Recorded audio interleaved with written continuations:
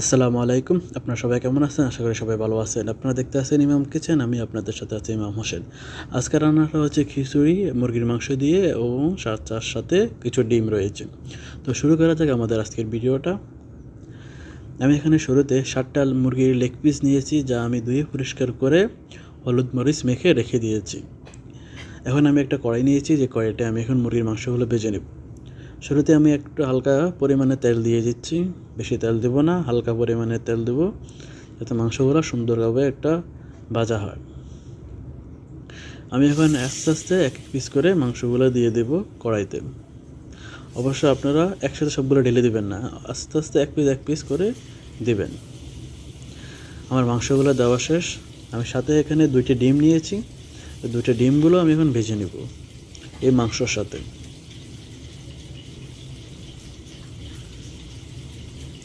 অবশ্যই মাংসগুলো ভাজার সময় আপনি আপনার চুলার আগুনটা মিডিয়াম করে রাখবেন, বেশি দিবেন না, না হলে মাংসগুলো পোড়া যেতে পারে। আমাদের ডিমটা হয়ে গেছে, আমি আমার ডিমগুলো এখন উঠিয়ে নিব।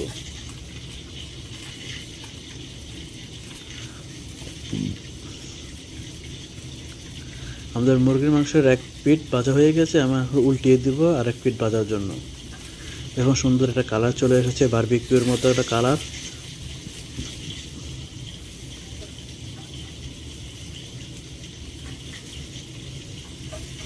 আস্তে আস্তে করে আমি সবগুলো মাংস উল্টো করে দেব।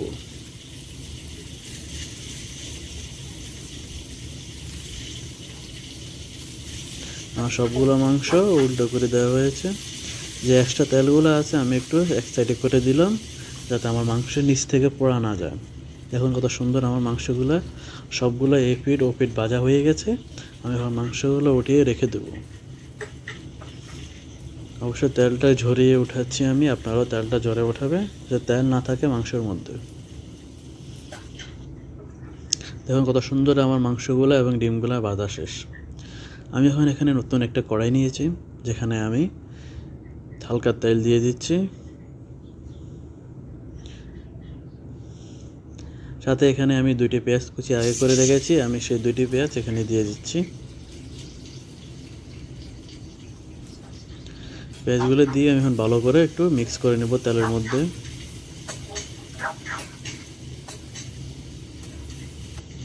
সাথে আমি হালকা পরিমাণে কিছু লবণ দিয়ে দিচ্ছি, যাতে আমার পেঁয়াজগুলো জলদি নরম হয়ে যায়। পেঁয়াজের মধ্যে লবণটা দিয়ে ভালো করে মিক্স করে নেবেন। দেখুন কত সুন্দর আমার কালার চলে এসেছে পেঁয়াজগুলোর মধ্যে। আমি এর সাথে একটা বড় সাইজের টমেটো কুচি করে রেখেছি, আমি এখন ওই টমেটোটা এখানে দিয়ে দেব।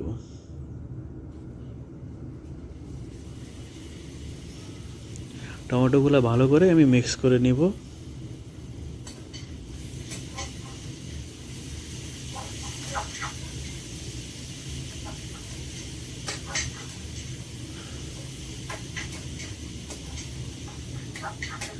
এখন আমি এখানে টমেটো আর পেঁয়াজটা আর একটু ভালো করে গলার জন্য 2-1 মিনিটের জন্য ঢাকনা দিয়ে রেখে দেব। এখন আমি ঢাকনা উঠে চেক করে নেব। আমাদের পেঁয়াজটা হালকা একটু পোড়া যাচ্ছে, বেরেস্তার কালার চলে এসেছে পেঁয়াজের মধ্যে। আমরা একটু লেড়ে নেব। আমাদের টমেটো এবং পেঁয়াজগুলো গলে গেছে। এখন আমি এখানে আমার আদা রসুন বাটা আগে করে রেখে নিয়েছি, আমি এখানে 3 চামচ আটা রসুন বাটা দিয়ে দেব।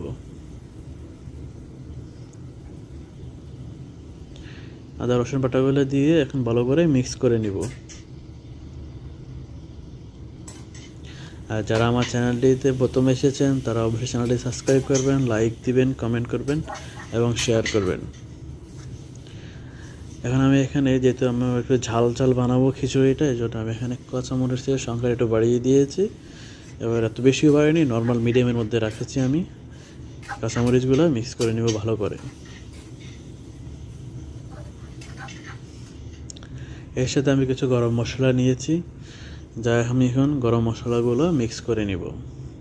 শুরুতে আমি 2টা দারচিনি, 2 টুকরো, 2টা তেজপাতা, আর এখানে কিছু এলাইচি, লং, গোলমরিচ এবং শাহি জিরা নিয়েছি, যা আমি দিয়ে দেব।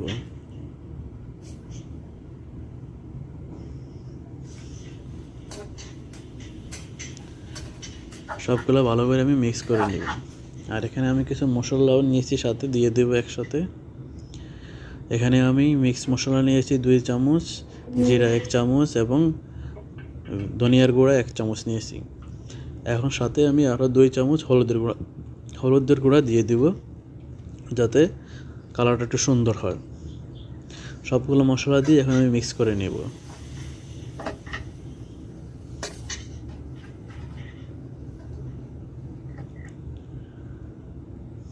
হালকা একটু পানি দিয়ে দেব, যাতে নিচ থেকে না লেগে যায় আমাদের পেঁয়াজ মশলাটা সব কিছু একসাথে। দেখুন হালকা একটু লেগে গেছে, এর জন্য আমি এটা পানি দিয়ে দিয়েছি।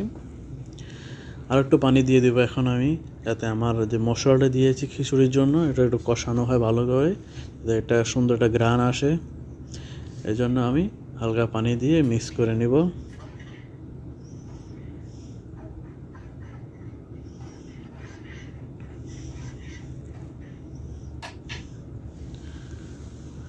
কত সুন্দর একটা কালার চলে এসেছে। আমি এখানে যে ভাজা মাংসগুলো আছে, আমি ভাজা মাংসগুলো দিয়ে দিব আস্তে আস্তে।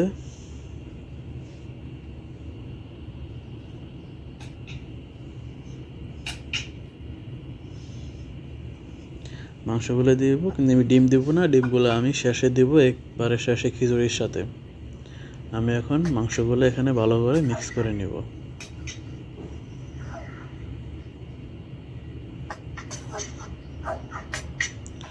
এখন আমি কিছু 5-6 মিনিটের জন্য কভার করে রেখে দেব, যাতে মাংসগুলোর ভিতরে মশলাগুলো ঢুকে যায়।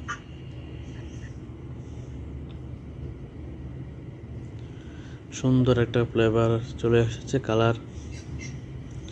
আরও একটু একটু হালকা করে নেড়ে দেবো, যাতে মাংসগুলো না লেগে যায়।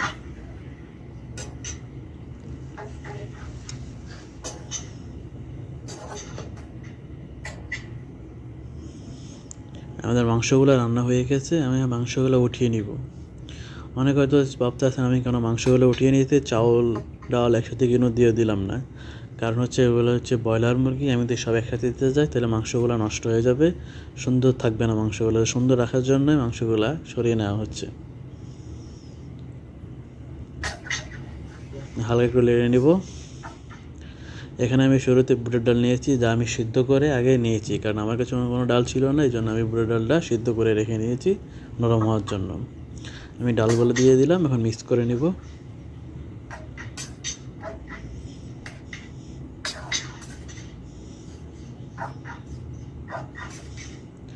সাথে আমি এখানে 1 কাপ বাসমতি চাউল নিয়েছি। আমি পানি খাওয়ার গ্লাসে পুরো 1 কাপ আমি নিয়েছি, আমি যা ঢেলে দিলাম। এখন ঠিক এই পানি গ্লাস অনুযায়ী পরবর্তীতে আমি পানি ডালবো।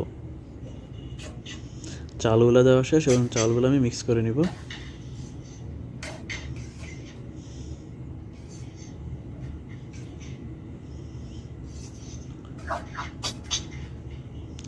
সুন্দর করে মিক্স করা হয়ে গেছে।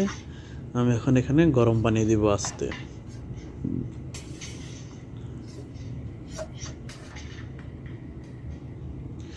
এই যে গ্লাসটার পুরো 1 গ্লাস আমি চাউল নিয়েছি, তো এটার 1.5 গুণ আমি পানি দিব। অবশ্যই খেয়াল রাখবেন, আপনি যতটুকু চাউল দেবেন তার 1.5 গুণ পানি দেবেন। আর অবশ্যই পানিটা দেওয়ার চেষ্টা করবেন গরম পানি। তো আমি 1.5 গুণ পানি, 1.5 গ্লাস পানি দিয়ে দিয়েছি এখানে। সুন্দর করে আমি মিক্স করে এটা রেখে দেবো। যেহেতু আমার স্পাইসি দরকার, এই জন্য আমি এখানে আস্ত 4টি কাঁচামরিচ দিয়েছি বড় সাইজের। এখন আমি কাবাব দিয়ে ঢেকে রাখবো 10 মিনিটের জন্য। অবশ্যই যখন কাবাব দেবেন চুলার আঁচটা একটু কমিয়ে রাখবেন, যাতে নিচ থেকে না লেগে যায়। এখন যেহেতু আমার মশলাগুলো উপরে চলে এসেছে, আমি একটু মিক্স করে নিব, যাতে মশলাগুলো ভিতরে যায়। সুন্দর করে ভালো করে মিক্স করে নিচ্ছি।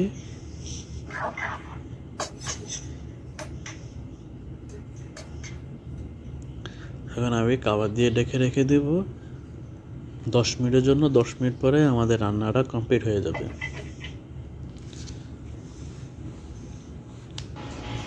শেষ, আমাদের রান্নাটা কমপ্লিট হয়ে গেছে। আমরা এখন ঢাকনাটা সরিয়ে নিব। দেখুন ঝরঝরা হয়ে গেছে, পানিগুলো হালকা পানি আছে, সেটা শুকিয়ে যাবে কিছুক্ষণ পরে। আমি এখন যে মাংসগুলো সরিয়ে রেখেছি, ডিম, এগুলো সবগুলো একসাথে আমি দিয়ে দিব।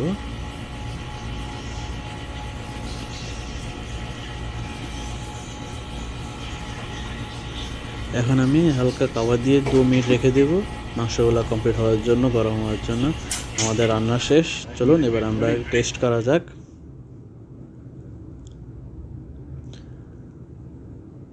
বিসমিল্লাহ।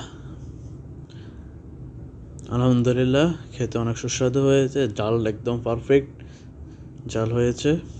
সবাইকে ধন্যবাদ। আসসালামু আলাইকুম।